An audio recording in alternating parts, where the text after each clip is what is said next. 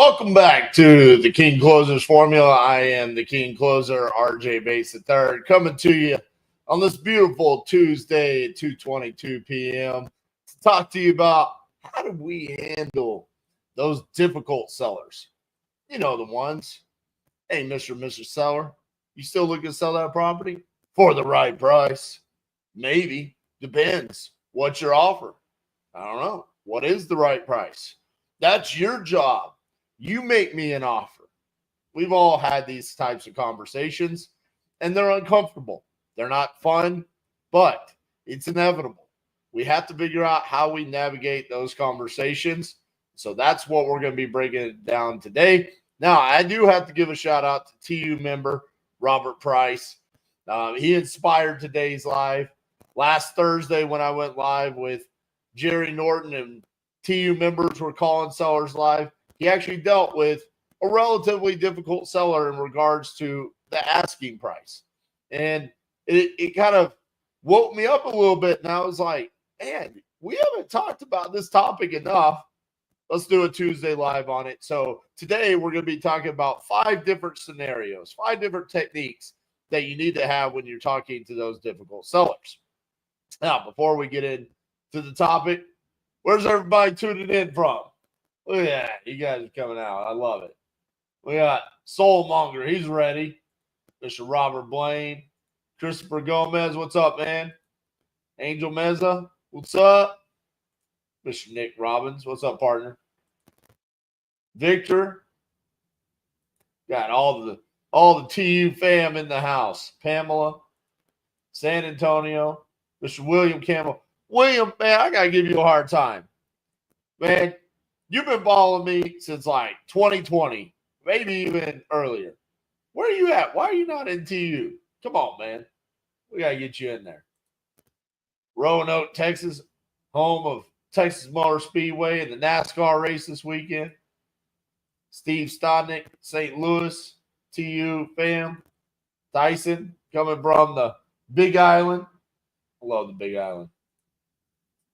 Vandal Investments. I gotta know. Vandal Investments. Are you in Moscow, Idaho? Because that is a great name if you're from Moscow, Idaho. Go Blues. All right, I will say I do want the Blues to knock off the Winnipeg Jets. I love my Dallas Stars, and it looks like we're going to take care of business with the Colorado Avalanche. We do not play well against the Winnipeg Jets. I do want to face St. Louis in the second round. We got Dallas, Texas in the house. Look at this. Tuning in from Somalia. Yeah, buddy. Worldwide, baby. I appreciate you. Tuning in all the way from Somalia. All right. I'd love to get you into you. I ain't just saying, drop that little titanium flex in Somalia. That would be amazing. We got Bangladesh, Germany, Ukraine, Italy, Israel, Egypt, Nicaragua. I struggle with that, saying that country. But Somalia would be awesome. So let's get into today's topic. The how to handle difficult sellers and 5 crucial techniques. The first one that I want to talk about is, what do you do when a seller won't give you the price when you straight up ask? Now, if you guys are following the closers formula, you know the first thing that we're going to ask is verify that a seller wants to sell their property. And then we move into, awesome, what's your asking price? Now, one of the situations that I've seen is people give up on trying to get the asking price out of the seller too quickly. And what I mean by that is yes, we want to ask early on what's your asking price, but if they don't give us the price right then and there, that's not the only time that we're going to ask the seller to give us the price. And the reason why is because sometimes they're in a situation where they might not know the price. Maybe they don't trust you yet. You haven't built out enough credibility with the seller to get that price out of them. So you don't want to give up just because you ask it and they say, what's your offer or whatnot. Now, that being said, In step 2 of the closers formula, we do want to ask multiple times and multiple different ways to try to get an asking price out of them. Now, why is that important? Because once we move on to step 3, which is open-ended questions, we are trying to determine the seller's motivation. But also, simultaneous to that, we are trying to determine which one of the 4 seller buckets we are talking to. And the way that we determine that is by price and motivation. So it is important for us to determine at least a range, an idea of, is the price incorrect or is the price correct? Okay. So if you were to ask a seller early on, how much are you looking to get for the property? And they won't give that to you. A follow-up question to that would be based off of the response that they give you. So, I don't know, that's your job. Make me an offer. I'll sell it for the right price. I've got an idea in mind, but I want to hear what you have to say. One of the things that I love to tell them, just flat out, embrace being the buyer, is saying, well, Mr. and Mrs. Seller, is it because you think that I might potentially offer you more than what you're asking? Because I don't know anything about the property. And so right now, if you were to make me give you a blind offer, the chances of me giving you a higher price than your asking price is highly unlikely. In fact, I have to be so conservative just based off of the fact that you're not willing to give me an asking price that it's probably not going to happen. What I like to do is ask you, Mr. Seller, how much do you want for the property? And then tell you, yes, I can do that, or no, I can't. Now, the majority of the times, that will get a price out of the seller. Now, if it won't, and you have to move on in the conversation, that's okay. This is not like a deal killer, and there's no reason for us to embrace no or anything like that. Move on to step 3 inside the closers formula. Okay, well, tell me a little bit about what you got going on, about your situation. Now, what ends up happening more often than not, if they're difficult about giving us an asking price, they're probably going to be difficult about every other question that we ask moving on in the conversation. And that's okay. It's just what we have to navigate. And there are going to be difficult sellers all the time. So when we move on to the open-ended question, we're trying to determine their motivation. The reason why this can be vitally important for us once we're trying to get a price out of them is once you understand the reason why they would want to sell a property for a discount, another way to revisit asking that another time is, okay, Mr. and Mrs. Seller, based off of what you just told me and the reason why you're looking to sell this property to an investor like myself, you have to have a number in mind that you're looking to get, or a specific amount that you need to get from the sale of this property. Going back to that question a second or a third time after you've asked it, but also after they've kind of opened up and told you about their motivation, increases your chances of getting that asking price exponentially. Part of the reason why, and one of the things that you need to understand when you're talking to sellers, is that by nature, people love to be heard. So it's very important for you to kind of stop what you're doing in the process, ask the open-ended questions, truly determine what their motivation is. And when you do that, they're going to respect you. They're going to really kind of connect in the fact that you are willing to sit back and to listen to what their situation is. And based off of that, you can then determine the way that you want to ask the third time or the second time if you didn't do what I said to do at the beginning. They're going to respect the fact that you are asking it in a way that is more about solving their problem than just getting a number out of them. One of the things that I've seen over the course of time is that when we just ask repeatedly the same way, surely you have an asking price, or just give me a number or something along those lines, it doesn't come across as genuinely caring about their situation. This is why it's important to really dive deep into their motivation, understanding why they're in this situation, why they would want to sell a property for a discount, and then revisiting price. That is one of the best ways that we've been able to get this number. Now, let's talk about the most annoying and the most difficult types of sellers, the ones that will just flat out not give you an asking price. They will not give you a number no matter how many different ways you ask it, and they're forcing it. This is what happened to Robert Price the other night during the live with Jerry Norton. The seller just kept saying, "That's your job. Make me an offer." Now, here is the mistake that Robert made on this. Robert was taking that as the seller really wanted Robert to make an offer because he thought that Robert thought that the seller had a specific price in mind and it was high. It was actually the opposite. And this is very common. Sellers know what they're trying to sell you. And if the property is very physically distressed and in a low income area, sometimes it's just like, I don't even know what to ask for this property. And so the mistake that Robert made was he went into the education of the seller. He started talking about the after repair value and the amount of repairs that were needed to then get to where his offer was going to be. It was actually the opposite. The seller was embarrassed and really didn't even know if his property was worth anything. And so because of that, Robert actually offered too much on the property. Now, the math was good. If you were to look at it and you were to see the after repair value and the amount of repairs and the offer that he made, which was $20,000, it penciled out. That being said, it wasn't what the seller had in mind. So a lot of times we make poor assumptions when a seller won't give us an asking price. We're thinking that it's because they have this high number in mind. Sometimes it's the opposite. It might be a very low number. It might be that I don't know what I could even get for this because the property is so physically distressed. So here's how you should navigate that situation.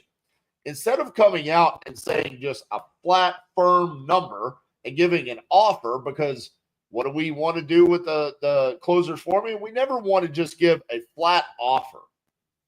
That puts you in such a defined box that it's easy for a seller to say no. What we like to do is give the seller a range. If we have to make an offer, I don't want to say $20,000. What I would say in complete opposite of that is, well, Mr. and Mrs. Seller, based off of what you're telling me, I really don't know that I'm going to be able to offer that much for the property. I mean, obviously, I have to come out and I have to do my inspection. I have to do my due diligence. So I'm thinking I'm probably going to be, pretty low. I'm probably going to be somewhere in like the $5,000 to $10,000 range. Does that sound like something that you had in mind? Now, you're not saying, will you accept $5,000?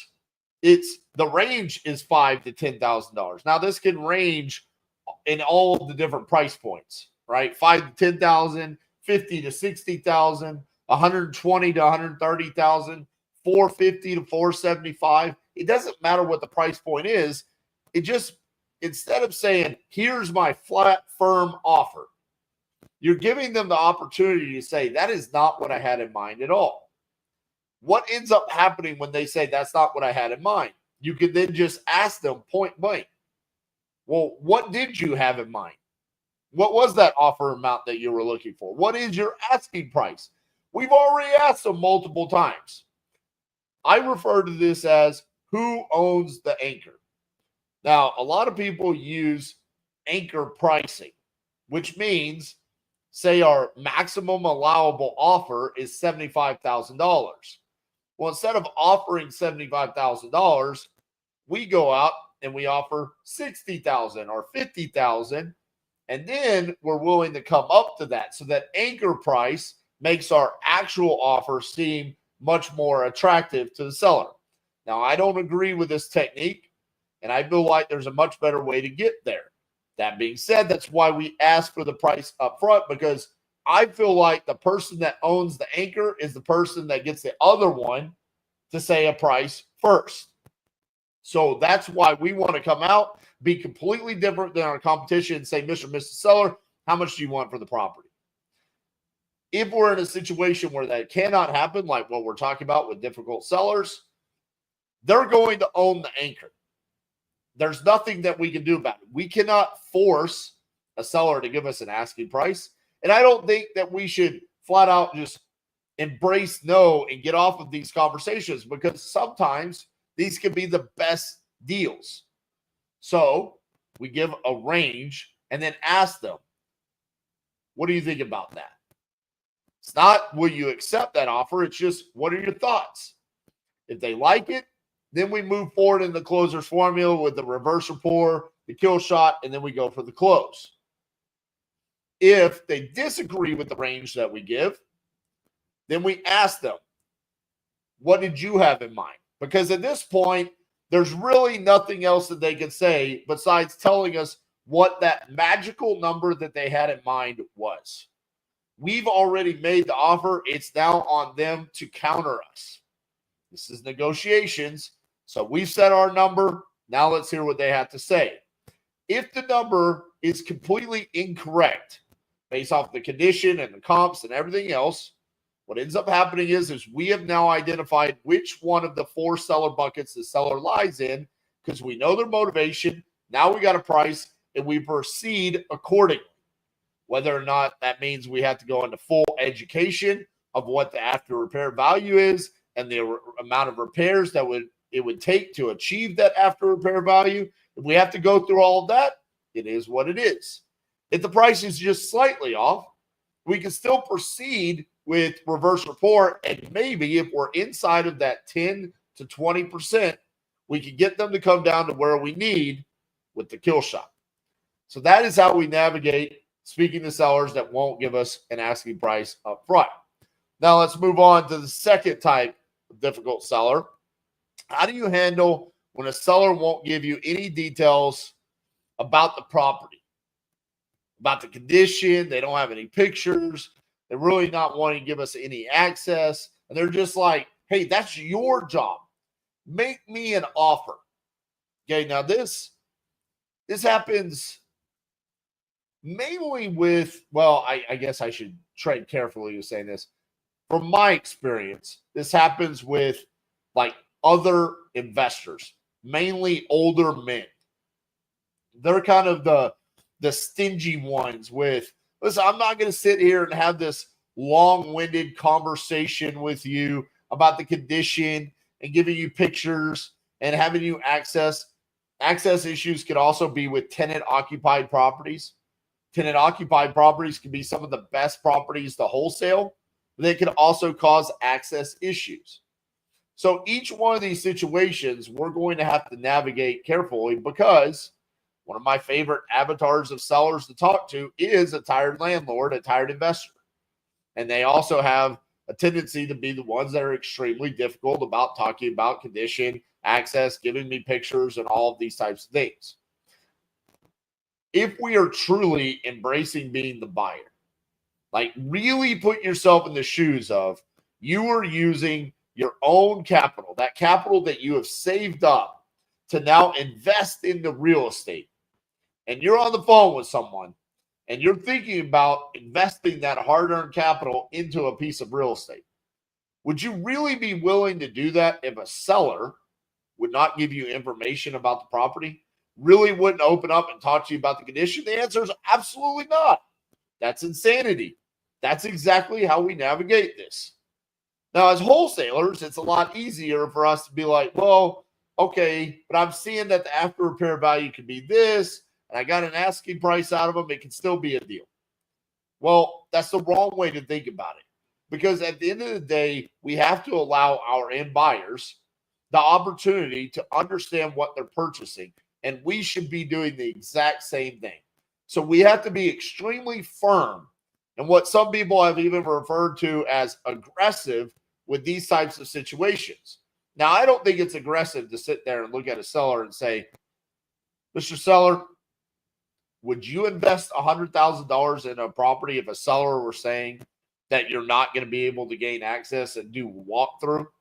Absolutely not. You know that. Why would I do that any different? You can also refer back to how almost every single retail transaction takes place. Mr. Seller, if you were to list this on the MLS, there would be an initial walkthrough, an offer made, a contract signed, and then an inspection during the inspection period, and then more often than not, a renegotiation. Now, just because this is a cash offer or I'm buying it as is and I'm an investor, why would we handle this transaction any differently? Now, what I've seen when I navigate a conversation and I point blank say these things to the seller, they are more than likely to come down off of their high horse and respect the fact that I'm willing to talk about the elephant in the room, their difficultiness. I said it again. People have told me difficultiness is not a word. Can anyone that's watching this right now look up and tell me if difficultiness is a word? Because I feel like it is. I have found more ways to use the word difficultiness, and if it's not a word, I made it up. It should be a word. But let me know in the chat if difficultiness is a word. That being said, getting back to this difficult seller, I've found that this earns their respect, and it gets them to come down and like match my energy. Tyson says no, RJ. It should be a word, Tyson. It should be. Google it. Just verify for me real quick. Should be a word. What's the word instead of difficultiness? It's hard to always say real words for all these videos that I record. All right. So when we are able to get this seller to kind of come down, you have to understand how bad your competition is. Like today, inside of TU's implementation call, one of the members actually shared about how he got a signed contract because the competition, this is a laydown, like this is the seller bucket of right price, highly motivated. The competition that called the seller before the TU member, instead of just closing the deal and doing all the things that we teach here at Titanium, he actually tried to offer the seller a vacation, like a paid vacation and all this weird stuff. And the seller was so uncomfortable that she called the cops on this other wholesaler. Like, our competition is so weak that when we take a stance of embracing being the buyer and actually will have these difficult conversations with the seller about their self-imposed rules of like, I'm not going to allow you to gain access, or it's your job to do your due diligence before I explain anything about the property. That's ridiculous. And the facts are, would you even want to do a deal with someone that's going to be that difficult? You either get them to come down and match and follow the process that you need, or that is where you embrace being the buyer and saying, hey, I would never invest $100,000 without being able to gain access into a property, or at least have a conversation with you, Mr. and Mrs. Seller, about the condition of the property. It feels like you're hiding something from me. It makes me not want to purchase your property. Does that make sense? Like, literally say that to them and see what their response is, because when you do that, that's where they'll turn around and be like, wow, no one else was really willing to say that. All right. Robert says it's a word. It's a noun that describes the quality or state of being difficult. Difficultiness is a word, baby. Boom! Difficultiness, including, yeah, I bet. Difficultness. Difficultness? That doesn't make sense. It's got to be difficultiness. Where's difficultness? That's a weird way of saying it. I don't like that. Let's move on to the third one. Leave out the I. Leave out the I makes it weird. Difficultness. We'll settle on it. I'll say it however it's supposed to be said.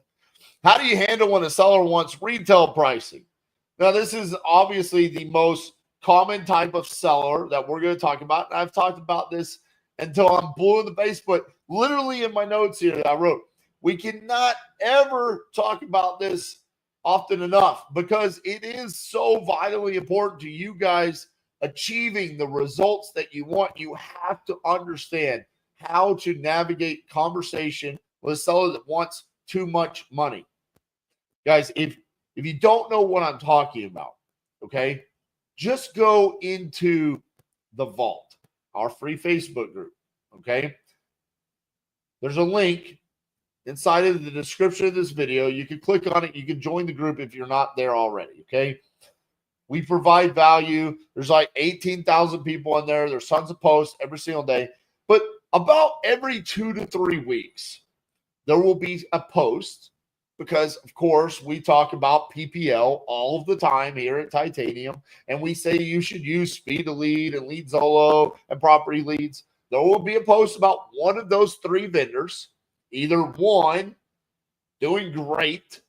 Those are rare because people are by nature negative, right? Why would I want to let everyone know that Speed to Lead's good? Because then, of course, everyone's going to go sign up, and then there's going to be no good leads. The fear-based decision. But if things aren't going well, oh, man, we let people know about that, right? Bad reviews. Got to let everybody know. The quality of Lead Zolo's gone to shit. The quality of Speed Lead, Property Leads. I get all full retail leads. This is a very common complaint.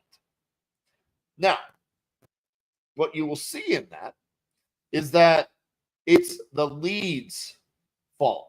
It has to be Lead Zolo, Property Lead, Speed to Lead. It cannot possibly be the fact that as the wholesaler, I'm just not navigating these conversations correctly. Every time I go do a call review inside of Titanium University with someone that is struggling and they say, hey, please do this call review, it always centers around our inefficiency with listening to the seller and understanding their motivation. Now, there are going to be times where we talk to a seller that's truly not motivated and wants full retail, and rightfully so. If they don't have an underlying motivation to sell their property for a discount, why shouldn't they sell their house for full retail? They should. Those are the ones that we embrace no, and we tell them, you should go hire a realtor. You should capture all of your equity. Now, let's talk about the ones where when they start expressing that motivation, it is our job to dig super deep into that and really understand what that motivation is. And the reason why Cesar Lacosta said it this morning, probably better than I've heard anyone else say it. And if you guys are not following Cesar on his YouTube channel, you absolutely need to. Go show some love for Cesar. After this video, go subscribe to his YouTube channel. The guy is awesome. He's constantly putting out content. He said, when we go to make our offer and the price was incorrect, if we don't understand what their motivation is, I have nothing to attach that offer to. And I love that. I love that because what he's essentially saying, we don't want to lowball the seller. Okay, that's what the simpletons do in this industry. The ones that don't want to develop skill sets, they don't want to understand how to truly listen to a seller and navigate conversations and get to the point where they're closing the leads that the majority of our competition in this industry cannot close. You have to get to the point where you understand this is why this seller would even accept my low offer. It's common that the price that they initially set is incorrect. Why wouldn't it be? Put yourself in a seller's shoes. If they were to log in to Zillow and you don't know anything about real estate, and Zillow tells you your house is worth $200,000, and then you go to Redfin and it tells you your house is worth $200,000, and you go to realtor.com and it says $200,000, why wouldn't you think your house is worth $200,000? Now, you're not in this industry. You don't know that realtor.com, Redfin, and Zillow has not walked your property. They don't know that you have 1970s countertops and old floors and holes in the wall. They don't understand that. All they know is these reputable websites that everyone uses in real estate is telling me my house is worth this. So in order for us to overcome by nature that common sense way of thinking as a seller, we have to educate them. But truly educating them on why the numbers are what they are and getting them to understand that and agree to it. So when you make that offer, there's something to attach it to, that motivation. Mr. or Mrs. Seller, you said you needed to sell your house because of this. In order to sell your house for this amount of money that you need to solve that problem, this is what it has to be sold for because of the condition, because of what the true market value is in your neighborhood. And to achieve that true market value, we have to put this work in. So we go through the after repair value, we go through the amount of repairs, and then using our profit calculator, stair-stepping them down with the holding costs and the closing costs and the profit. Now, I had another question inside the implementation call this morning, which was, how do we explain the amount of profit? You don't have to get into the specific numbers of the holding costs and closing costs of profit. You can literally just say those words. So what I like to do with a seller is say, I believe Zillow is correct that your house could be worth $200,000 if it were fixed up to 2025 standards. That's what full market value would be. But you've already explained to me that the property does need work. It's not fixed up. So in order for us to achieve that, we have to put X amount of dollars in on the property. If we get them to agree to those two numbers, then I just kind of brush over, and then we would have holding costs, closing costs, and our profit. That's how we get to this number. Again, when you talk about these numbers, you are going to have to repeat yourself numerous times. If you just brush through it quickly because you're uncomfortable, it's not going to work. You have to live in this space and truly be the expert on this topic. Like, truly expect them to say, I agree, $200,000 is market value. And 5 minutes later, they disagree about the $200,000 number. And then you have to go back and re-educate them. That's why this whole video today is about dealing with difficult sellers. Otherwise, it would be super easy if we just had to say $200,000 market value, $40,000 in repairs. That's why I can only offer you $80,000, Mr. and Mrs. Seller. Does that make sense? Okay, sign right here. That's just not the reality that we live in. You are having to educate them on something that, quite frankly, they felt polar opposite of prior to you having this conversation. You're having to shift their whole thought process.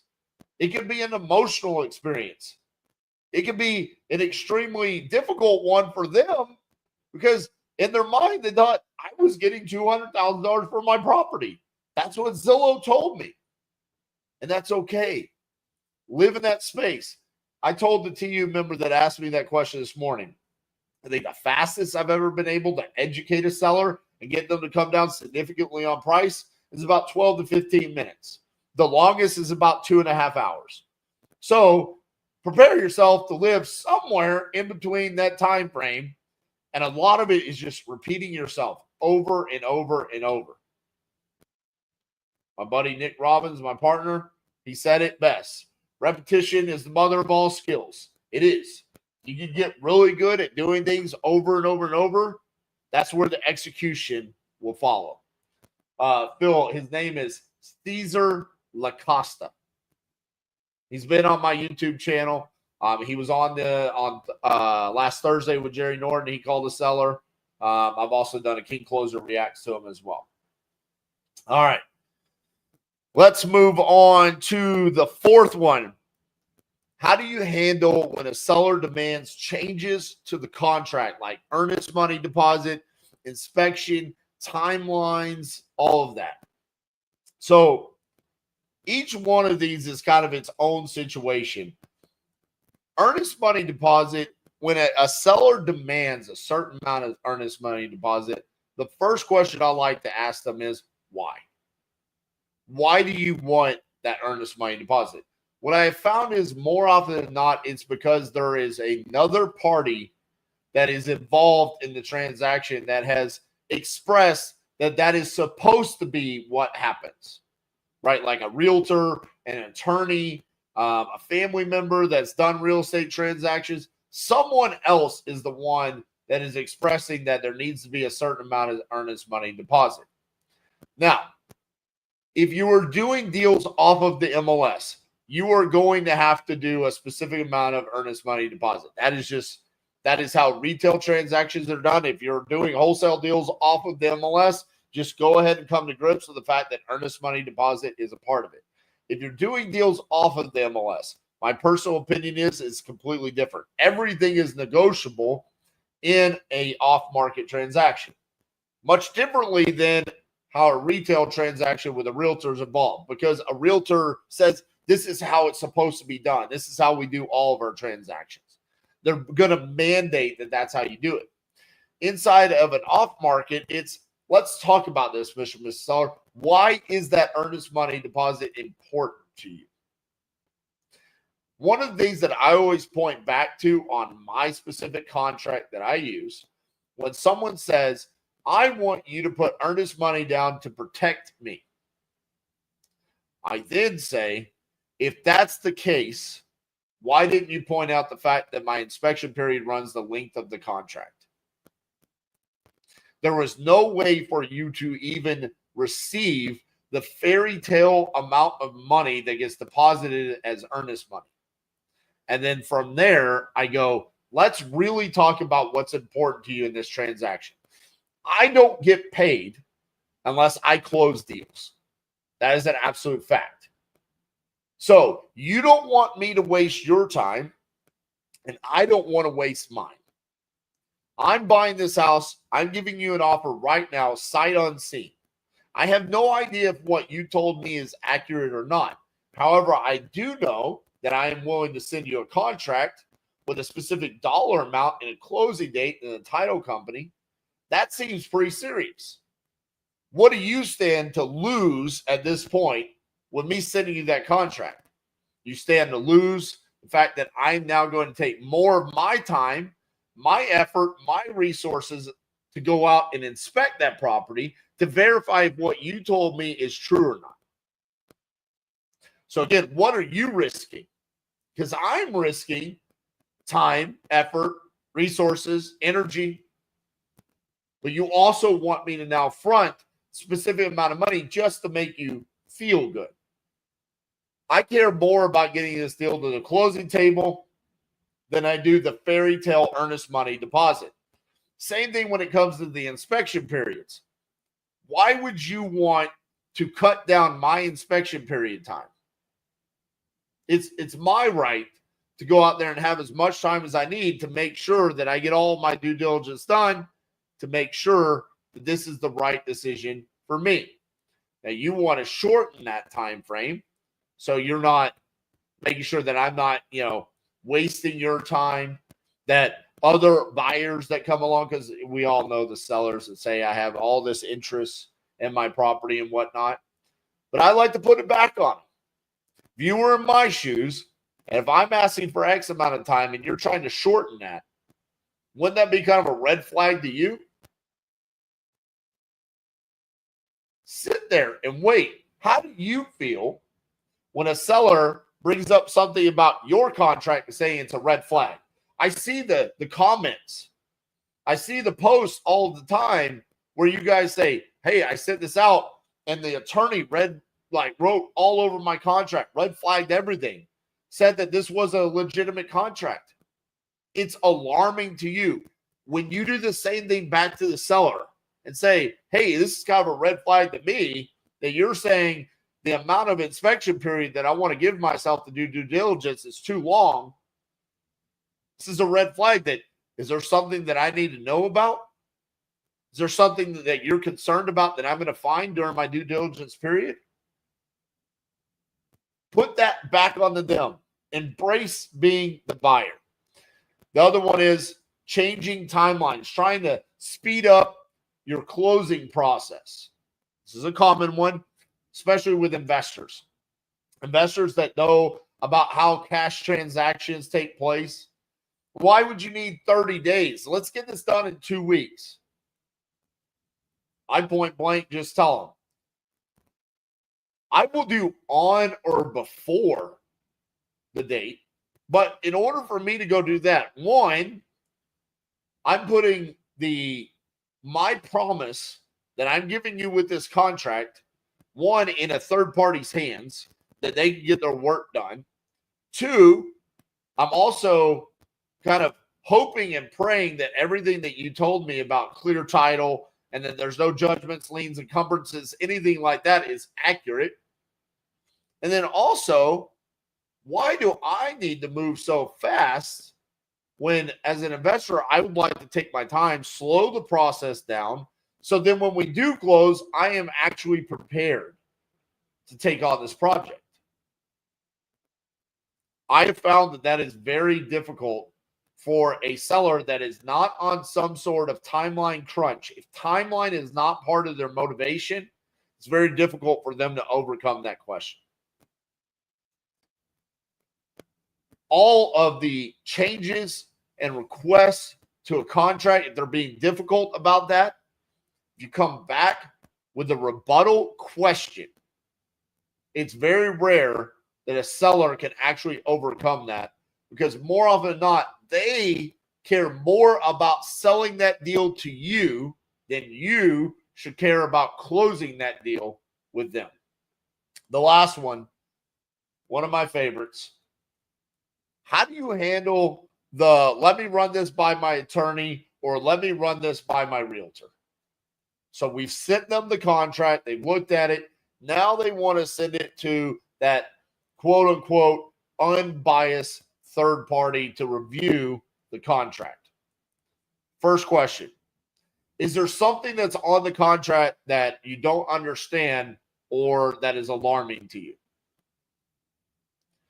What do you hope to gain by having that attorney or that realtor review this contract? Third, there are two specific careers that I respect. I have no respect for, and that's attorneys and realtors. They're deal killers. They have to earn their money. You send my contract to an attorney, guaranteed they're going to want me to change things on that contract. I don't want to change my contract. This is my offer to you. I want to do business with you. If there's something that you want to change in that contract, we can go through it together right now. But that person that I never get to talk to, that gets paid $300 an hour just to redline my contract and say it needs to say this word or it needs to say that, or the realtor who's pissed that you're selling this off market and they stand to gain nothing in this transaction. Yeah, I don't want them reviewing this contract. Why do you want them reviewing it? We just had an entire conversation about why you want to sell the house, why I want to buy the house, how much you want for the house, how much I'm willing to pay for the house. Now we want to bring in a third party for what? Flat out, I had 2 contracts that I sent out in Philadelphia, and I'll never forget it. The seller said, we've got a deal. Send me the contract.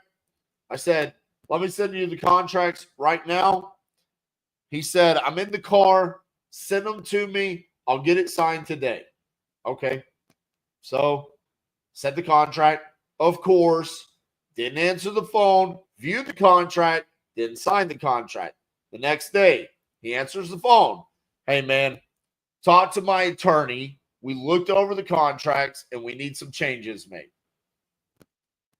I didn't even ask him what the changes were. And this, if you can get to this point where you can embrace being the buyer at this level, it will take your business to a whole nother level.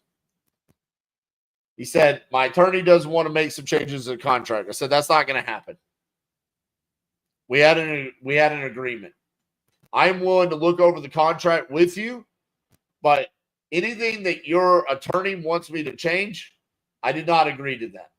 And I will not agree to that. This is my offer to you. You can either accept it, counter it, or decline it. But I thought we had an agreement, and there is nothing in that agreement that we did not talk about. And he sat there.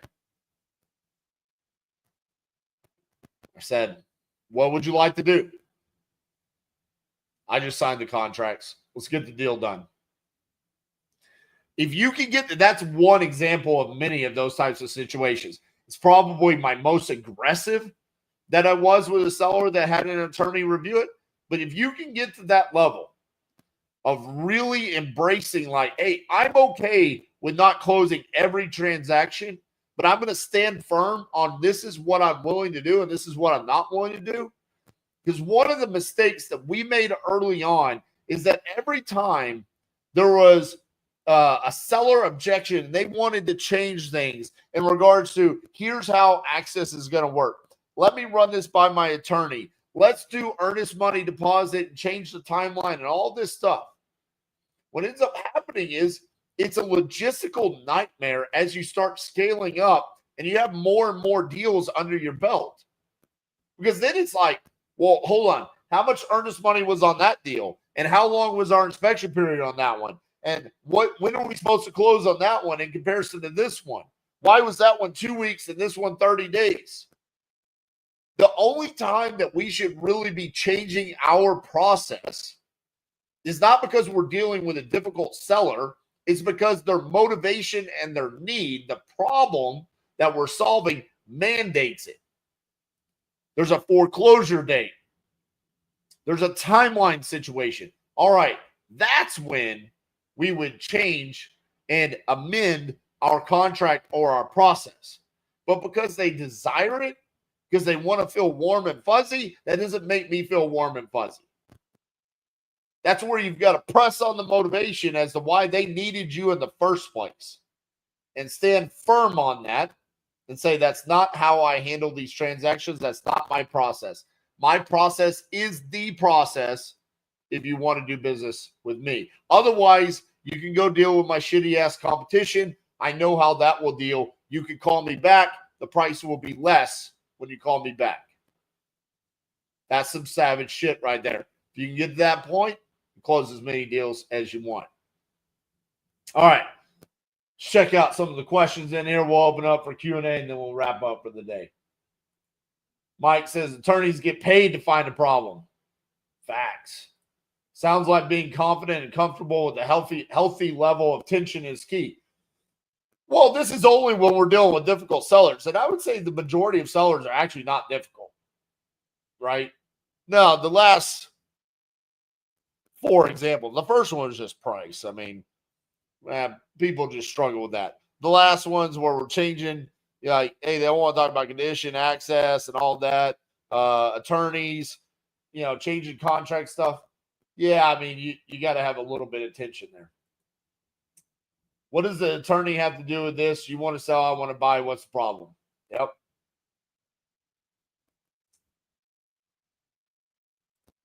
Some people you just resonate with, and RJ is that person for me, just a no bullshit type of person that says it like it is. I like it. Thank you, Dustin. I appreciate that, man. Caesar definitely has his own YouTube.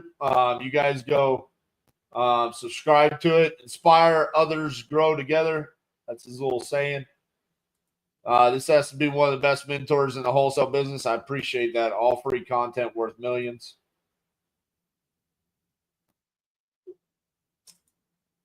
Victor said yesterday's office hours, Daniel Herman, the old Danny boy, had a great one when a seller says, make me an offer. Do you want to give a quick offer or my best offer? 10 out of 10, they say the best offer. Love it. Then you have 5 minutes. I'm soaking it up, RJ. Much appreciated. You are so thorough. I don't have any current questions. I love it, man. I had an attorney charge me $500 just to bring a contract. Oh, man. You're welcome. Man, I must have brought it today. What is your ratio of buying exclusive to active leads compared to coupon club leads and high speed lead? In other words, do you buy more exclusive leads? We do not. We actually buy more coupon club leads than anything. Now, we will do the active leads where we can do the active leads coupon. But I would say I will say myself, when I go live, I do the majority of the exclusive. That's just for content purposes, though, because I really just want the higher connection rate. We understand that with coupon club leads that the connection rate is going to be lower because of the time, right? We allowed 48 hours to pass since either the cold call or when they filled out the form. And so for content purposes, I don't want you guys just sitting here watching me leave voicemail after voicemail and trying to get follow-up, callbacks and stuff like that. So I will do a lot of my my lives with active, but internally in the wholesale business, we're doing a lot of the coupon club and the active leads.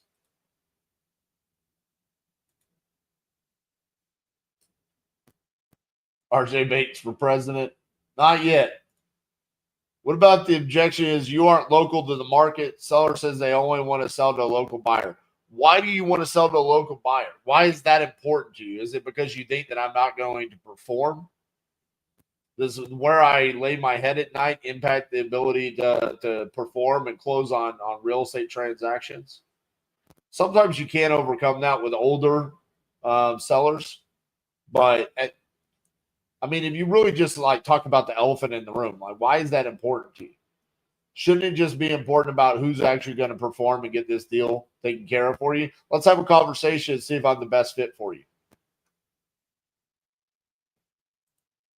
I look forward to having you inside TU as well, man. Epic King closer, ladies and gentlemen. Thank you, Castro. North Carolina has a non-refundable due diligence fee. 100 and 200 for due diligence have got a nice deal. Yeah, Texas has the same thing. We call it an option fee. But yeah, that's I don't know if we're going to see it in more states, but yeah, that is a thing. Anyone have any PPL leads they would love for me to start calling? I'm sure there's some, man. Go make a post in the vault. Are you going to start a wholesaler association like Jerry and Pace did in Arizona? I don't know, Chris. I listen, some people are really worried about the regulations. I'm more worried about the wholesalers themselves changing some of the tactics that are getting attacked by the regulations. But quite frankly, West Virginia comes out, they propose a regulation, a bill to basically get rid of, wholesaling in West Virginia. West Virginia is the worst state to wholesale in. West Virginia has a lot of needs and concerns. So what I see is a place like West Virginia, they get rid of wholesaling. Do they think that's going to help their state? First of all, why don't you go fix the problem that you have with drug usage inside of your state? Why are you worried about people wholesaling your $5,000 shit boxes? I don't know if I don't know if I'm made for politics and lobbying against this, because that's kind of my thoughts. It's dude, I have yet to do a deal in West Virginia where at some point in time I didn't deal with someone that was on meth. I think that's a bigger problem than someone wholesaling a $5,000 shit box. Now, that being said, Jerry and I talk regularly. Jerry, Pace, Jamil, Brent, they all have my cell phone number. If they want me to be involved in that, they can reach out. I would definitely entertain the conversation and want to understand the path that they're taking. I just talked to Jerry last week. We talked for an hour. We did the live together for 2.5 hours. It wasn't brought up. So I don't know if that's because that's specifically in Arizona. I know they have aspirations of doing something larger. If they do, they do. As of right now, it's not something on my plate. What about sellers who refuse to do business with you unless you use their attorney and we know it's a deal at that price? Then at some point in time, I will just say, all right, we're going to do business with your attorney. And we've done many deals with either the seller's title company or their attorney. But this always goes back to Are you willing to be transparent about your intentions? Are you, and going back to the regulations we were just talking about, like the regulations in Arizona, in Tennessee, in Texas, what do they want? They want wholesalers saying, I intend on wholesaling your property. Transparency, authenticity. This is what people want. That's why I think it's very important for people to start adopting the way that we are saying that you should be doing business. Like, it's okay to just say, I intend on wholesaling your property. And so if you get in a situation where you have to use their attorney or you have to use their title company, then yeah, you're probably going to have to express your actual intentions.